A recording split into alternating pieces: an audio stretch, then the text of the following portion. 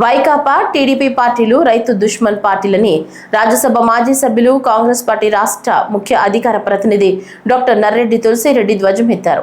మంగళవారం వేంపల్లిలో మీడియా సమావేశంలో మాట్లాడుతూ రైతుల విషయంలో ఈ రెండు పార్టీలవి మాటలే తప్ప చేతలు లేవన్నారు. వైకాపా ప్రభుత్వం రైతులకు అరచేతిలో వైకుంఠం చూపించగా చంద్రబాబు ప్రభుత్వం అరచేతిలో కైలాసం చూపిస్తోందని ఎద్దేవా చేశారు. కూటమి ప్రభుత్వం నిర్వహిస్తున్న రైతన్న మీకోసం కార్యక్రమం ప్రచార కార్యక్రమం తప్ప మరేమీ కాదన్నారు. చంద్రన్న మాకు గిట్టుబాటు ధర కల్పించమని రైతులు వేడుకుంటూ ఉంటే లేదు మీకు పంచసూత్రాలు బోధిస్తామని ప్రభుత్వం చెప్పడం విడ్డూరమని తులసిరెడ్డి అన్నారు. మిర్చి, పొగాకు, టమోటో, ఉల్లి, పసుపు, పూలు, అరటి, చీనీ ఇలా ఏ పంటకు గిట్టుబాటు ధర లభించడం లేదు. అడిగేవారు లేరు, కొనేవారు లేరు. పంట పండించి ఏం చేయాలో దిక్కుతోచక రైతులు లబోదిబోమంటున్నారన్నారు. వైకాపా టీడీపీ పార్టీలు ఈ రెండు కూడా రైతుల విషయంలో రైతు దుష్మన్ పార్టీలుగా తయారయ్యాయి. దొందే అన్నట్టు తయారైనాయి. వైకాపా పార్టీనేమో రైతులకు అరచేతిలో వైకుంఠం చూపిస్తే చంద్రబాబు నాయుడు గారి ప్రభుత్వం అరచేతిలో కైలాసం చూపిస్తూ ఉంది.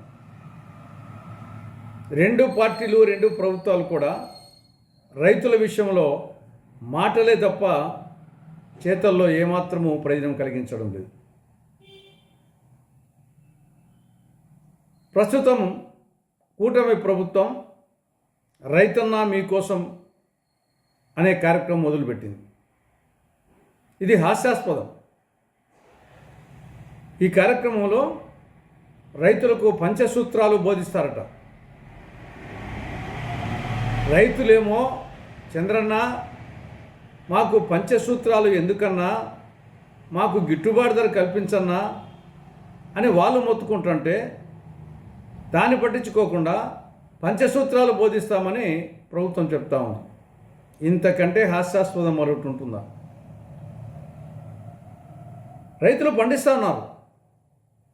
ఏ పంటకు గిట్టుబాటు ధర లేదు. అది మిర్చి కానీ, పొగాకు కానీ, అరటి కానీ, చీనీ కానీ, టమోటా కానీ, ఉల్లి కానీ, పూలు కానీ ఏ పైరుకు కూడా, ఏ పంటకు కూడా గిట్టుబాటు ధర లభించడం లేదు. అసలు ముందు అడిగేవారు లేరు, కొనేవారు లేరు. పంట పండినాక ఏం చేసుకోవాలో అర్థం కాక రైతులు లబోదిబోమంటున్నారు. పొలాల మీద వదిలేస్తున్నారు.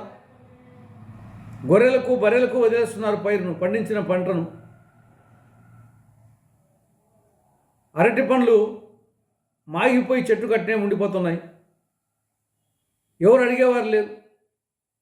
ఏం చేయాలో అర్థం కాని పరిస్థితి ఉంది.